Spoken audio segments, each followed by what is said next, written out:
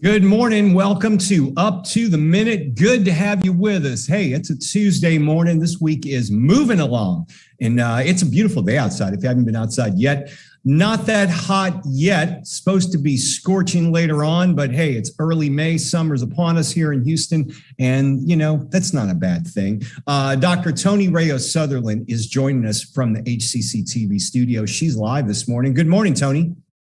Good morning. Glad to be here. Yeah, I don't know if you've heard or if you had a chance to see it, but earlier this morning from like 8 till about half an hour ago, there were actually hearings on Capitol Hill, congressional hearings on, get this, UFOs. Can you believe that? Hearings on UFOs. That's right. It's gone mainstream, folks. That's right. All types of things now, you know, cats and dogs living together. Everything's happening. There's probably a lot of unidentified items around there. Yeah. Unidentified. Well, they don't call them UFOs. They call them UAPs. Unidentified aerial phenomena. There you go. Can't call them UFOs. UAPs. All right. All right. Yeah, so there you go. But it was certainly historical. But hey, we've got a great show lined up for you. It's Tuesday. That means it's Tasty Tuesday. We are also celebrating AAPI month as well, Tony. And we got a couple of guests talking about that. But first things first, thanks to those of you watching us on Facebook Live and YouTube. We're here every morning live at 10 a.m. with your HCC news and information and special guests. And this morning's no exception. Tony, they can also catch us anytime in social media and on HCC TV. That's right. On HCC TV, it's at 5 and 10 p.m. Monday through Friday. And noon. Okay. And then on the internet, you can find us on Facebook, YouTube, LinkedIn, Twitter, Instagram. But look for Houston Community College District, not just HCC or Houston Community College. Go for Houston Community College District, and then you'll find us. That's right. Okay, Tony, stick around because as I mentioned, we're commemorating May as Asian American Pacific Islander Month with two special guests. We'll be talking with HCC Coleman College, Dr. Min Hee. She's a professor of Histologic Technician Program, and she's with Coleman. Good morning, Min. How are you? Good morning. I'm doing great. We're looking forward to hearing from you. Good to see you again, by the way. You're becoming a professional on the show, making a regular appearance here. Thank you. Yeah, it's great to be back here. All right. We're going to be talking with you about things you got going on out there at Coleman, also AAPI month. So stick around. We'll be with you in about 10 minutes. Yes. First off, we're going to kick things off and take you out to, I guess you'd say the Heights area, Rice Military area with Chef Gabe Medina. He is the co-owner of Click Virtual Food Hall. Welcome to the show, Gabe. How are you? Let's see if we can get you to unmute your mic. There we go. Yep, there you go. How's it going, Gabe? Hi, good morning. Thank you for having me. Yeah, thanks for being here. We appreciate you joining us. You came very highly recommended by Chef Evelyn Garcia, who's currently a contestant on Top Chef right now. Yeah, she's fantastic. So tell us about Virtual Food Hall. And we mentioned that it somewhat compares to Uber Eats or DoorDash, but it's a local company. And tell us what you guys are all about. So Click Virtual Food Hall is a takeout delivery concept. When we mean more like Uber and DoorDash, everything is local. Everything we do in this concept, we work with different restaurants that trust us with their recipes, and they work out of our space here. We have everything from like Filipino food, Japanese food, Tex-Mex, American pastas, you name it. We have some really great stuff on this platform. And the best thing about it actually is that it's free delivery. There's no hidden charges, and you can schedule anything you want. And they can find you in I would imagine the Apple store, and you also have available for Android users as well. Do you download an app? Yes. So the best way to actually look at our stuff is to download Click Virtual Food Hall on iOS or Android. That way you can kind of earn points. You can kind of see what your last history was. And honestly, it's much more easy and streamlined to kind of just check things out. And you tell us a bit about yourself. It's the Virtual Food Hall. Do you have a Filipino concept for this? Yes, I do. Actually, it's one of my biggest passion projects about it. Actually, in fact, the food today that I'm going to be showing for you today is called a chicken Filipino adobo. I've kind of already started it off here just to see what it looks like. It's like garlic, shallots, chicken, oil, and vinegar. The key thing is vinegar and black pepper. What I've gone ahead and done here is actually, if I may go ahead and show you all. Yeah, go ahead. Get it started. Yeah. Yeah, so the best way actually after kind of stewing it and cooking it all together is to kind of pan fry it just a little bit afterwards. It's kind of like a secret that they do in Filipino cooking. You pan fry it after you stew it? Is that the key? Yeah. Yeah, okay. Just to kind of just get a lot of its flavor going and kind of reduce some of the soy. It caramelizes a lot of the flavor. It's something most Filipinos do, mothers do at home. And what's really great about it is it has a lot of flavor, vinegars, bay leaves, black peppers. It's really unique. And it's delicious. And you also have a website set up as well for AAPI, for Asian Restaurant Month? Yeah. So the best way, if anyone is not signed up yet, AAPI has a website. You can download it. I think I have a link there. I don't have the notes on me. It's at AsianRestaurantMonth.com. We'll have AsianRestaurantMonth.com. Yeah, we've got the email. We've got the website address up, and we'll also have it in our social media posts too. I'm a terrible ambassador at this. But basically, yeah. So go to that website, AsianRestaurantMonth.com. Basically, they have a list of different restaurants to choose from. We're on there too. I got invited by our friends Terry Wong from Blood Brothers, fantastic people. And basically, what you do is once you've picked the restaurant, you contact that restaurant and they'll give you this PIN number. When you enter that PIN number, what happens is you get points, and those points they tally up and you get like prizes and awards for supporting Asian Pacific Islanders. Now back to the chicken adobo, because we don't want to forget that. That's pretty good stuff. Is that one of your most popular dishes? Yes, so it is one of our most popular dishes. It's actually one of the most traditional Filipino dishes. If you don't know anything about Filipino food, or if you do, if you've ever been to a Filipino party or a Filipino household, these are definitely one of those dishes you traditionally see there. So as you see here now, it's like kind of caramelized. The soy's kind of caramelized, and the flavors have kind of got together. What we do is we take it out afterwards using the same pan, so you don't waste it. Filipinos don't waste anything. We see with all this fat and jus that's still in the pan. Oh yeah, that's good stuff.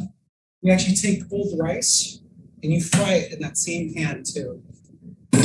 See, you've got the adobo flavors everywhere, from the rice to the chicken, and that's more or less a Filipino comfort food, isn't it? Absolutely. Just like in every culture has their staple. This is the staple. Every mom and grandmother cooks for it. So you've also got a program called Feed the Kids as well. Tell us briefly about that.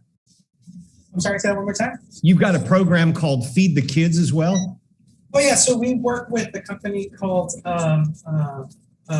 Kids Meals. It's a nonprofit company. What we do is for every $30 purchase on our app, we donate one nutrient-dense meal for kids under, I think it's under 4 years old.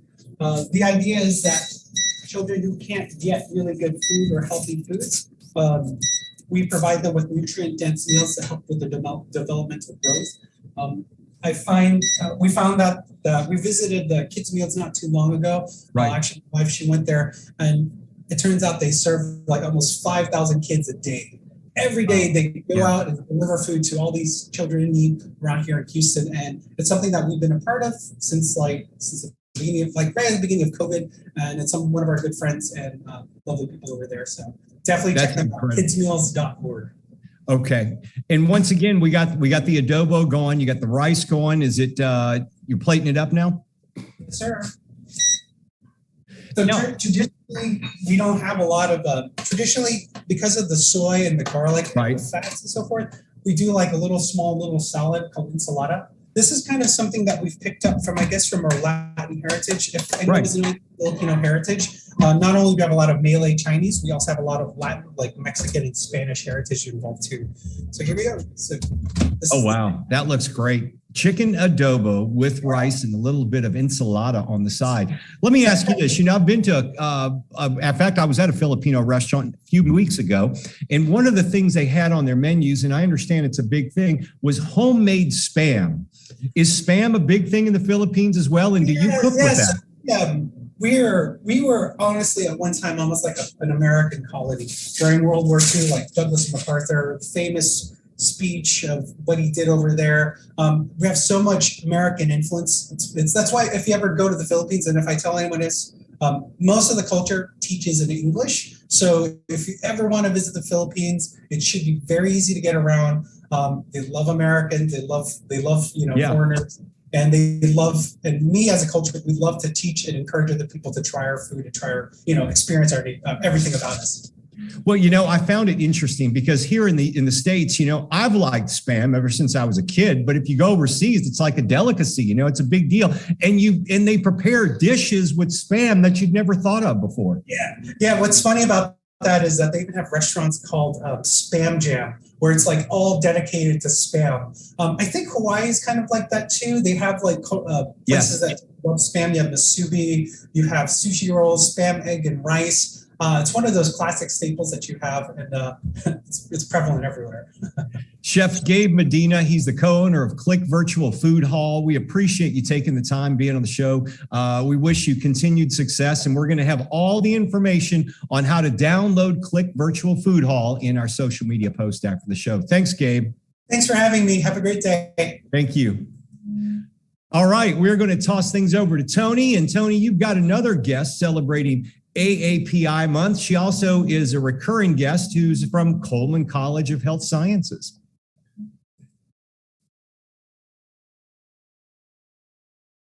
Well, Tony, your mic's off. So let's turn your mic on there. Your mic is off, Tony. Okay, good. I've been having trouble with my mic and my camera. Okay. Dr. He, welcome to the show. You are, the professor of the Histologic Technician Program at HCC Coleman College for Health Sciences. And we want to learn a lot about your program. But before we do that, since this is Asian American Pacific Islander Month, we understand that you are a first-generation American. Is that right? Yes, I am. Yeah. Tell us a little bit about that. I moved to States 2000 for my graduate school. And then, after I graduated, then I started working in the States. And first I worked in a pathology lab. And then I'm teaching what I did in the pathology lab. Yeah. So what made you come to the U.S.? What was your incentive? Mainly is because I want to go to graduate school, so to extend my education. And of course, here we have, be honest, and we have the best facility and university in the world. So that's the reason why I wanted to come. Yeah. Very good. Well, now tell us a little bit about your program at Coleman. Tell us a little bit about how it works and that type of thing. Yes, of course. That's my great pleasure to introduce our program. Histology in the whole healthcare field is kind of a small area, so not many people know it. But we do have a great demanding in the market right now because, not just because more people getting cancer and getting old and things like that, right? So it's common diagnostic methods for the healthcare field. So that's why we needed those technicians to perform those tests. We are 2 years program. Strictly speaking, it's a 5 semester. And then student will receive an associate degree, and then they will be eligible to take the board exam and get certified and become a histotechnician, or some student can also become a histotechnologist. So that's what our program, just some basic information. Yeah. Now, this is all programs are important, but this is a very important program because it deals with the study of cancer and other diseases, things like that. Even, now that we've had the COVID thing, I'm sure that it's been very important, your particular field. Tell us a little bit about how that relates. So right now, because the whole diet and, our lifestyle change. So, and of course, also it's related to our detection methods. Like, we have much better healthcare system. So then we get much better, diagnosis. So then the cancer patient is much higher than before. So that's the reason why this field is like keep growing and getting bigger. And we have a great demanding in the field. And we receive the specimen from a doctor side, like they either gonna do a procedure like a endoscopy or colonoscopy and collect those biopsy, then they will send it to us, basically the pathology lab, and a histotechnician will process those tissue and cut it and stain it, make a slide. So pathologists will be able to read those slides on the microscope and make a diagnosis. So you can see we're such an important part, and without us, those slides will not be produced. Yes, yeah. Absolutely. And now what about security measures? I mean, especially with the COVID thing coming up, are people a little scared to go into that field or what? So I'll just to tell you what happened exactly to our program. And, from the beginning when the COVID started, the whole state kind of like going to the lockdown. Our campus also closed for 4 months. And so that was a big interruption for our program. So because our students cannot go to lab and finish the class they were taking, and because at the beginning, we really have no clue how this virus is going to be, how deadly we will be, right? So we want to stay in the safe side. So that was like that beginning. But later on, and we saw how it is, we know how to protect us. Then we start like going in person. We went to lab, but with a full equipped, PPE. So we have mask, we have face shield, and then we have gloves, we have a lab coat, and we have everything, right? So then that was also very strict, protection. And also school has a big system like screen everybody and have a questionnaire, right? So we have the route, how to in, how to out. That was really strict. But right now, we really know this virus so much and we know how it is. So people are start like losing all this, protection part. And so we are pretty much go back to normal. Like we have a lecture in person. Of course, the lab was from the beginning because, we're such a practical field.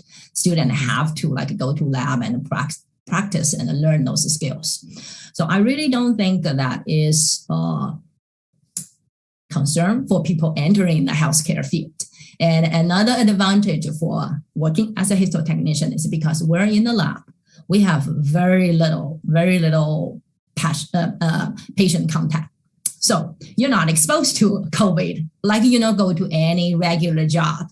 You go to lab and process those specimens, and you're not really have lots of patient contact. So that's a good thing for us, specifically for our program. What you're dealing with is not an unknown. When you're with other people, you don't know what they have or don't have. But at least this, you've got the specimen there. Exactly. Yeah. So you don't have like running through traffic, unknown people. And yeah, right. So then that's the big advantage of working in the lab. And of course, right now, hospital also requires, COVID vaccine, and they will provide also, all the PPE like mask and, working in the healthcare field, like we know how to protect us.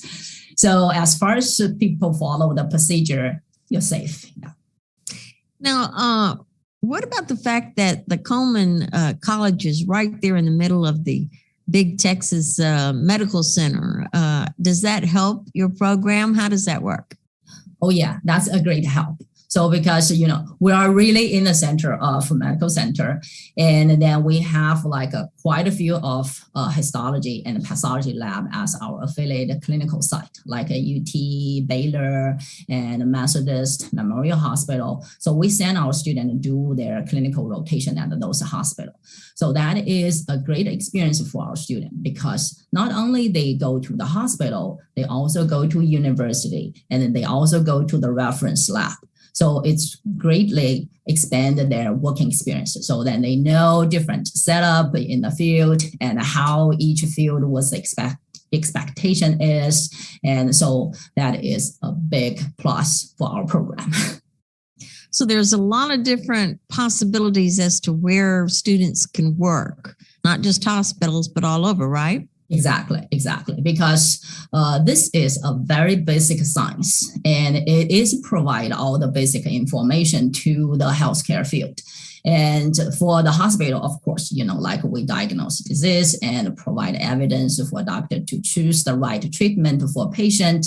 And also we have lots of research, right? So we want to know what's going on with the human body, not just for human. And we have animal, plant, any life organs have a tissue, then we want to know what's going on. And they need those basic tools and the knowledge methods to study.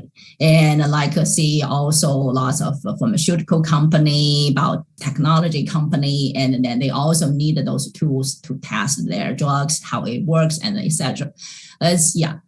Our students have a great area. A great variety of occupations to choose from with that program. Yes, yeah. Excellent. Well, Dr. Heath, thank you so much for being with us. We really appreciate it. And yes, that's a very fascinating field that you're in.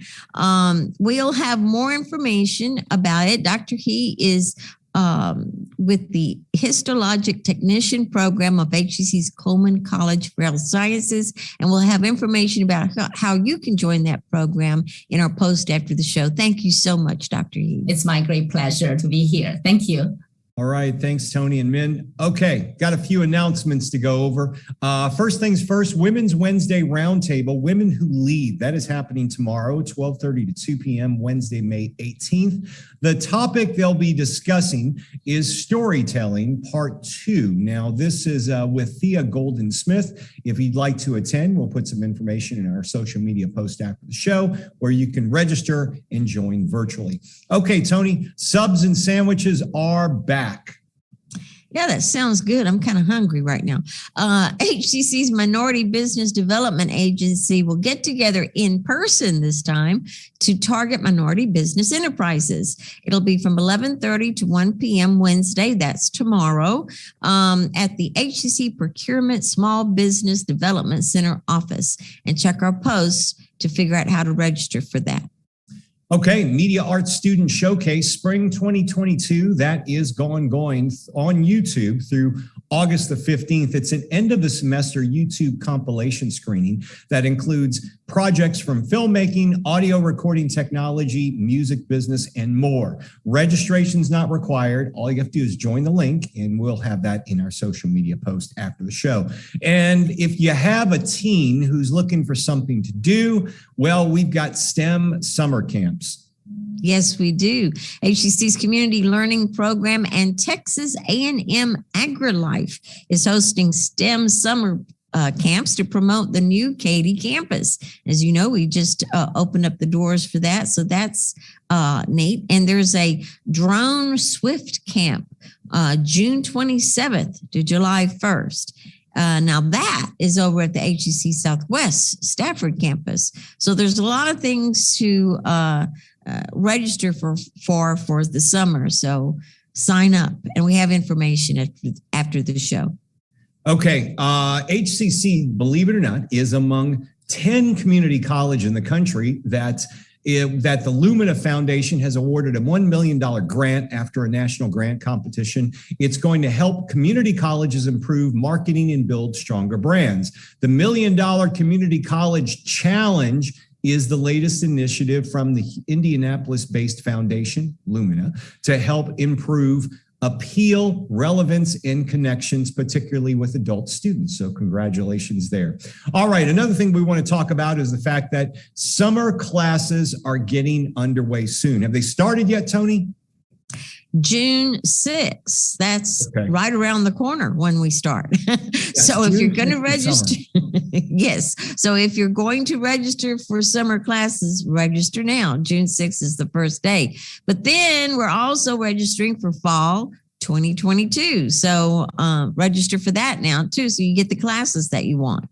We have all kinds of classes. Yeah. We got 5 types of options. 2 of them are completely online anytime, online on a schedule. We've got 2 hybrid versions where you have a hybrid class with some in-person meetings, and then also online sessions as well. And then we also have hybrid labs, so you can do that. And we have in-person classes on our campuses. Those are old school. You go to a college campus, walk into your class, listen to your professor. Amazing. That's still going on. There's actually walls and chairs and stuff like that. People there. Yeah. I mean, it's like old school college. Yeah.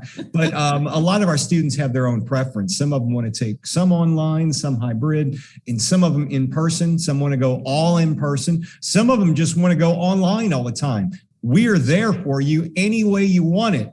Just like the Journey song, any way you want it.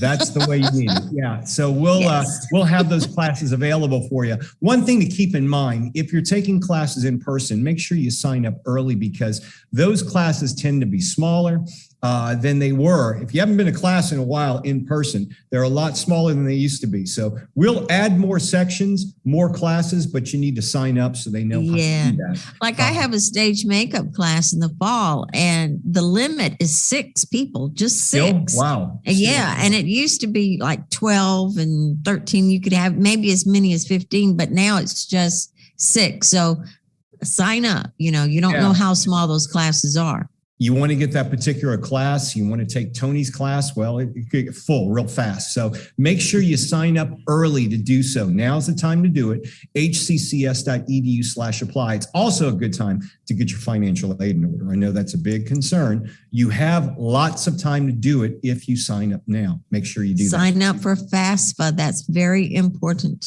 Yes. Okay. All right. Tomorrow on the show, we're going to continue highlighting Asian American Pacific Islander Month with special guests from HCC. We'll be featuring Carolyn Tan, Apple Fellow in our digital communications department. And we've also got another special guest, Tony. Yes, the chief of police will be back with us, and we'll get to see what he has on his mind. Yeah, and he always seems to join us on the board meetings days. So he'll be here tomorrow. There must be a reason for that. I don't know what. Yeah, he's got a busy day tomorrow, but he'll be with us tomorrow, 10 a.m. live. In fact, we're going to be here again. Tony will be back next week. I'll be back tomorrow morning. We'll see you again, 10 a.m. live on Up to the Minute.